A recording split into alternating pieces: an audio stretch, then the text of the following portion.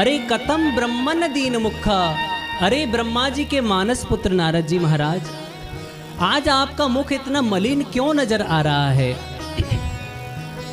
बंधु चार भैया हैं तो चारों ने एक एक प्रश्न किया है। पहले ने पूछा है कतम ब्रह्मन दीन मुखा, अरे ब्रह्मा जी के मानस पुत्र, तुम्हारा मुख ऐसा मलिन क्यों नजर आ रहा है, तुम ऐसे उदास क्यों नजर आ रहे हो। कुतस चिंता तुरो भवान, दूसरे ने प्रश्न किया है किस चिंता से तुम्हारा मन व्याकुल हो रहा है। तीसरे भैया ने प्रश्न किया है त्वरितम गम्यते कुत्र, तुम इतनी शीघ्र अतिशीघ्र कहाँ जा रहे हो। और चौथे भैया ने प्रश्न किया है कुतश्चा गमनम तवहा, कहाँ से तुम्हारा आगमन हो रहा है। इदानीम शून्य चित्तोसी गत वित्तो यथा जन्हा, तवेद मुक्त संगस्य नोचिदम बद कारणम। अरे तुम्हारा चित्त आज भगवान से शून्य नजर क्यों आ रहा है। जैसे कोई कृपण हो, कोई कंजूस हो, जीवन भर जिसने धन का संग्रह किया हो और उस धन के संग्रह को एकाएक चोर डकैत इत्यादि कोई ले जाए, तब उस कंजूस की जैसी गति होती है, मति होती है, रति होती है, ऐसी ही आज गति मति रति आपकी क्यों नजर आ रही है। तवेद मुक्त संगस्य नोचिदम बद कारणम, अरे आप तो ऐसे दिव्य महापुरुष हो जिन्होंने अपने रहने के लिए कुटिया तक नहीं बनवाई, फिर इस प्रकार की व्याकुलता आपके हृदय में क्यों दृष्टिगोचर हो रही है। बंधु आज तो श्री नारद जी महाराज मानो यही चाह रहे थे कि मेरी चिंता का कोई निवारण कर दे। सब कुछ कहना प्रारंभ कर दिया है। हे सनकादिको, आप साक्षात भगवान ने ही 4 रूपों में अवतार ग्रहण किया है और सनकादिक कहलाने लगे हैं।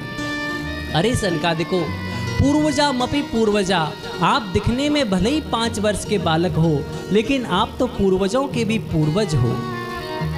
बंधु आज नारद जी ने कहना प्रारंभ किया है, हे प्रभु, मैं पृथ्वी पर गया था, सोच करके तो यह गया था कि जाकर के तीर्थों में सत्संग करूंगा, हरि नाम लूंगा, भगवान का स्मरण करूंगा, पर जाकर के देखता हूं कि तीर्थों में जाकर के यवनों ने डेरा डाल रखा है। अरे लोग वह केवल और केवल अपनी उदर की पूर्ति, विषय भोगों की पूर्ति ही तीर्थों में करने लगे हैं। और इस प्रकार से जब तीर्थों की रहनी और करनी अलग थी बंधु, और आज तीर्थों में भी वही विषय भोग किया जाने लगा, तो तीर्थ सारस ततोगथा, तीर्थों का सार भी धीरे धीरे जाने लगा।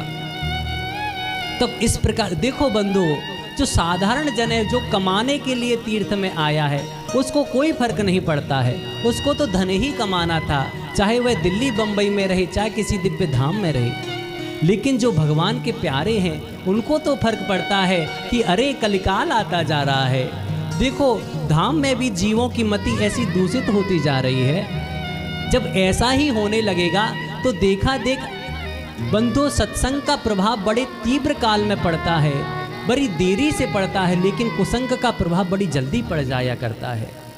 इसीलिए कहा गया है कि सत्संग बहुत जरूरी है। सत्संग केवल इतना ही नहीं कि आप 3 घंटे कथा में बैठ लिए, सत्संग तो नित्य है। सत्य का संग ही सत्संग कहलाता है बंधु। चाहे नाम का संग हो, चाहे सत्पुरुषों का संग हो, चाहे विवेकी जन का संग हो। आज बंधु नारद जी ने अपने हृदय की व्यथा कही कि मैं तीर्थों में गया, तीर्थों का सार चला गया, क्योंकि वहां पर भी केवल और केवल उदर भरने के लिए जीव अपने प्राणों को बचाने के लिए, विषयों के भोग के लिए रहने लगा। मन बड़ा व्यथित हुआ मेरा। मैंने सोचा एक तीर्थ में ऐसा हाल होगा, दूसरे में थोड़ी ना ऐसा होगा। जब मैं दूसरे तीर्थ में गया, पुष्करम चा प्रयागम चा काशी गोदावरीम तथा, इस प्रकार से मैं तीर्थ पे तीर्थ बदलता रहा, लेकिन कहीं भी मुझे ऐसा दिव्य सत्संग प्राप्त ना हुआ, कहीं भी मुझे लेस मात्र भी आनंद की प्राप्ति ना हुई। आज बंधु बड़े व्यथित हो गए, तो मैंने मन में सोचा कि चलो भगवान के नित्य धाम में चलता हूँ, वृंदावन में चलता हूँ, जहाँ नित्य लीला हरेर भूत, जहाँ पर हरि नित्य लीला किया करते हैं। आज बंधु मन में बड़ी प्रसन्नता के साथ में नारद जी इस दिव्य धाम में आए हैं। यमुना जी के किनारे विचरण कर रहे थे कि एकाएक क्या देखे हैं, एक दिव्य रूपधारी स्त्री है, अन्य स्त्रियां उसकी सेवा कर रही हैं, पंखा चल रही हैं, चवर डुला रही हैं। उस दिव्य स्त्री की गोद में दो पुरुष लेटे हुए हैं, लेकिन वे वृद्ध अवस्था को प्राप्त हो गए हैं। दो बुजुर्ग लेटे हुए हैं। ऐसे जब आश्चर्य को मैंने देखा है, मैं तो ठहरा महात्मा। मैंने सोचा मुझे क्या करना, मैं शांति से पास से ही निकलने लगा।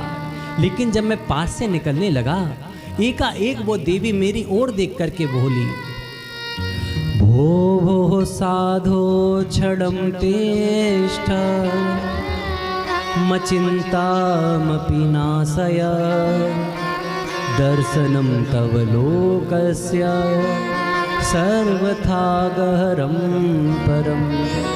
भो साधो क्षणं तिष्ठ, अरे साधु कुछ क्षण के लिए रुक जाओ, कुछ क्षण के लिए रुक जाओ। इस प्रकार से जब प्रार्थना की है, नारद जी महाराज वहाँ पर ठहर गए हैं। मन में प्रश्न उठा है, अरे देवी आप कौन हैं? ये जो देवियाँ चवर डुला रही हैं ये कौन हैं? और ये जो आपकी गोद में जो वृद्ध दो पुरुष लेटे हुए हैं ये कौन हैं? आज बंधु, ये भगवान की सांकेतिक भाषा है। यही पुराणों की सांकेतिक भाषा है जिसको हमको समझना होगा। तो आज ये भक्ति महारानी कहती हैं, मैं भक्ति महारानी हूँ। ये दो मेरे पुत्र हैं जिनका नाम है ज्ञान और वैराग्य। और देवर्षि नारद, ये जो आप देख रहे हैं ये कोई स्त्रियां नहीं हैं, साधारण स्त्रियां नहीं हैं। ये गंगा है, यमुना है, सरस्वती है, कावेरी है, गोदावरी है। ये दिव्य नदियों ने ही आज स्त्रियों का स्वरूप ले लिया है। थोड़ा समझने का प्रयास करना बंधु। ये जो दिव्य नदियां हैं, गंगा जी जहाँ पर बह रही हैं, यमुना जी जहाँ पर बह रही हैं, गोदावरी कावेरी जहाँ पर बह रही हैं, उन नदियों के किनारे दिव्य दिव्य तीर्थ वास करते हैं। जब मनुष्य उन नदियों में स्नान करता है तो उसके पापों का नाश होता है, उसको भक्ति की प्राप्ति होती है, ज्ञान की प्राप्ति होती है, वैराग्य की प्राप्ति होती है। ये नदियाँ क्या कर रही हैं? पंखा जल रही हैं, अर्थात भक्ति और ज्ञान वैराग्य को जगाने की कोशिश कर रही हैं कि गोदावरी में जो स्नान करने आया है, कावेरी में कोई स्नान करने आया है, कोई गंगा में स्नान करने आया है, उसको भक्ति की प्राप्ति हो जाए, ज्ञान वैराग्य की प्राप्ति हो जाए। लेकिन इनका पंखा जलना आज व्यर्थ जा रहा है।